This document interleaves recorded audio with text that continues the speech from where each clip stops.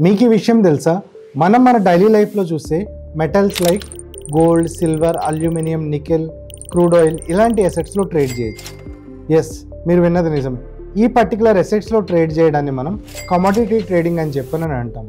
ఈ కమోడిటీ ట్రేడింగ్ని మనం 4 రకాలుగా క్లాసిఫై చేయొచ్చు, which is bullion, base metal, energy and agriculture.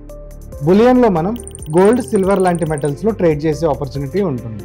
Next మనకున్నది వచ్చేసి బేస్ మెటల్స్. ఈ బేస్ మెటల్స్లో ఏదైతే రా మెటీరియల్ ప్రొడక్షన్ కోసం మనం యూజ్ చేస్తామో elements like aluminium, copper, zinc ఇలాంటి ఎలిమెంట్స్లో మనం ట్రేడ్ చేసే ఆపర్చునిటీ బేస్ మెటల్స్లో ఉంటుంది. అండ్ నెక్స్ట్ వచ్చేసి మనకి ఎనర్జీ.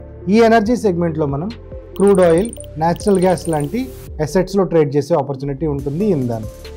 అండ్ నెక్స్ట్ మనకున్న ఆప్షన్ వచ్చేసి అగ్రికల్చర్.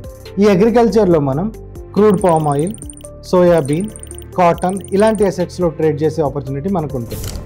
అండ్ మనం రెగ్యులర్గా చేసే ట్రేడింగ్లో ఎలా అయితే ఫ్యూచర్ అండ్ ఆప్షన్స్లో ట్రేడ్ చేస్తామో అలాగే ఈ కమోడిటీస్లో కూడా మనం ఫ్యూచర్ అండ్ ఆప్షన్స్లో ట్రేడ్ చేసుకునే ఆపర్చునిటీ ఉంటుంది. Investments in the securities market are subject to market risk. Read all the related documents carefully before investing.